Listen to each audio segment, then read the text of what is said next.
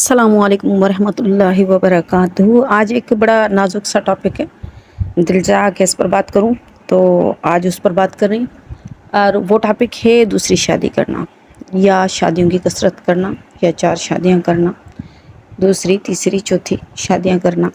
اللہ تعالیٰ نے قرآن شریف میں فرمایا ہے کہ آپ 2 کریں، 3 کریں، 4 کریں، اور اگر آپ انصاف نہیں کر سکتے تو آپ 1 شادی کریں۔ یعنی اللہ تعالیٰ کی طرف سے 4 شادیوں کی اجازت ہے، اور 1 شادی بھی کر سکتا ہے، لیکن دوسری تیسری چوتھی بھی کر سکتا ہے اپنی مرضی سے، اپنی پسند سے۔ ہمارے معاشرے میں ایک بڑا ہی عجیب طرح کا رواج ہے۔ یہاں پر کہا جاتا ہے کہ بھئی آپ باہر دوستیاں بھلے کرو لیکن آپ شادیاں نہ کرو۔ یعنی دوستی کی اجازت ہے، فرینڈ شپ کر سکتے ہیں، آپ گرل فرینڈ بوائے فرینڈ بن سکتے ہیں، لیکن دوسری شادی نہیں کرنی۔ کیوں؟ اس کی کتنی بڑی سزا ہے اور یہ کتنا بڑا عذاب ہے، اس کا کوئی احساس نہیں ہے۔ اور وجہ یہ بتائی جاتی ہے کہ گرل فرینڈ یا دوست جو ہوتی ہے وہ کسی بھی طرح ہماری ملکیت میں وارث نہیں بنتی، جبکہ بیوی وارث بنتی ہے۔ اس لیے بیوی نہیں ہونی چاہیے، دوست پہلے ہونی چاہیے۔ یہ غلط طریقہ ہے، دوسری شادی کر لینی چاہیے۔ اس سے بہتر یہی کہ دوسری شادی کر لے۔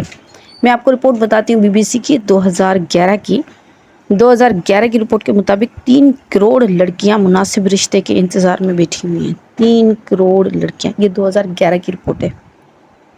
اس وقت ہم چل رہے ہیں 2023 میں، یہ 11 کی رپورٹ ہے۔ اب بتائیں کہ کتنی لڑکیاں بڑھ گئی ہیں جن کو مناسب رشتے نہیں مل پا رہے ہیں۔ تو دوسری شادی کو فروغ دینا چاہیے، بالکل ہونا چاہیے۔ اور اس سے فائدے کون سے ہوں گے؟ آج میں آپ کو فائدے بتا دیتی ہوں۔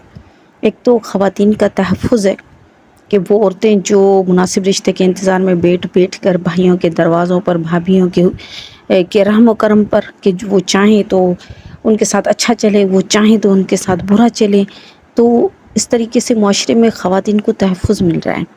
اگر ان کو کوئی مناسب رشتہ مل جاتا ہے اور وہ شادی کر لیتی ہیں تو اپنے شوہر کی ذمہ داری ہو جاتی، اور شوہر ہے جو ان کے کھانے کا، پینے کا، کپڑے کا، لباس کا، ہر چیز کا خیال رکھے گا۔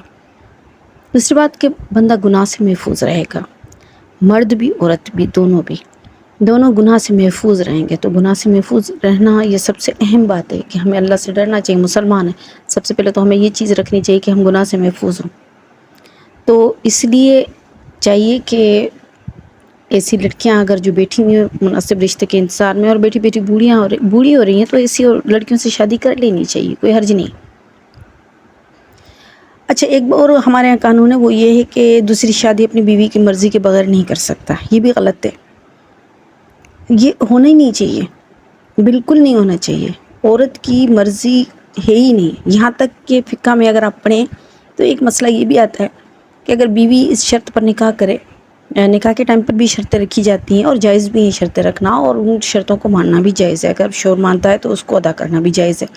لیکن اگر بیوی یہ شرط رکھتی ہے کہ میرے ساتھ شادی کرنے کے بعد دوسری شادی نہیں کرے گا، اور شوہر نے وہ شرط مان بھی لی ہے، تب بھی اس شرط کا پورا کرنا شوہر کے ذمہ نہیں ہے۔ تو آپ سمجھ سکتے ہیں کہ مرد کو اللہ تعالیٰ نے اتنا آزاد کیا ہوا ہے کہ وہ دوسری شادی کر سکتا ہے، اس کے لیے اس کی بیوی کی رضامندی ضروری نہیں ہے۔ وہ چاہے تو بغیر رضامندی کے بھی شادی کر سکتا ہے۔ شادی بالکل کر لینی چاہیے۔ چلیں جی، اب اس سے مرد کو کیا فائدہ ہے؟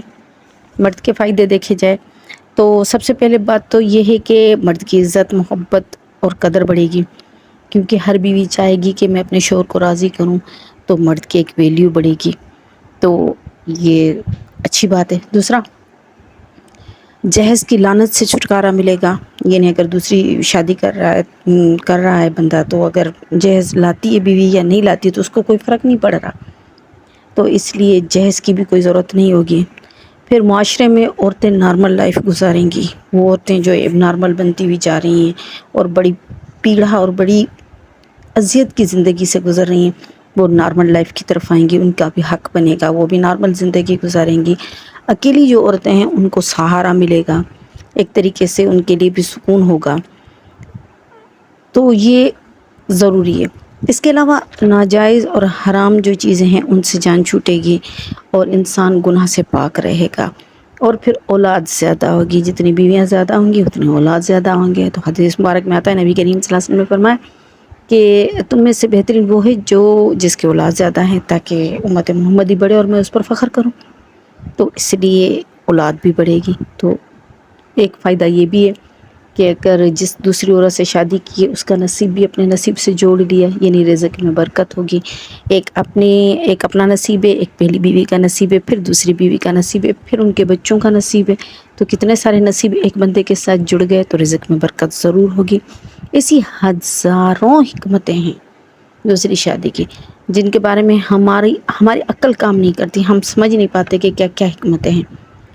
لیکن اللہ تعالیٰ کا حکم ہے تو ضرور ان میں بہت ساری حکمتیں ہوں گی.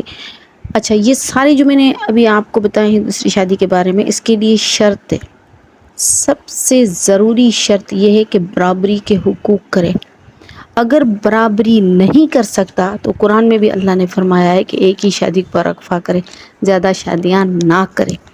اگر برابری نہیں کر سکتا تو پھر تو یہ ہمت ہی نہ کرے. اگر برابری کر سکتا ہے تو بالکل شادیاں کرے. اسی بیان کا دوسرا پارٹ انشاءاللہ میں کل کروں گی.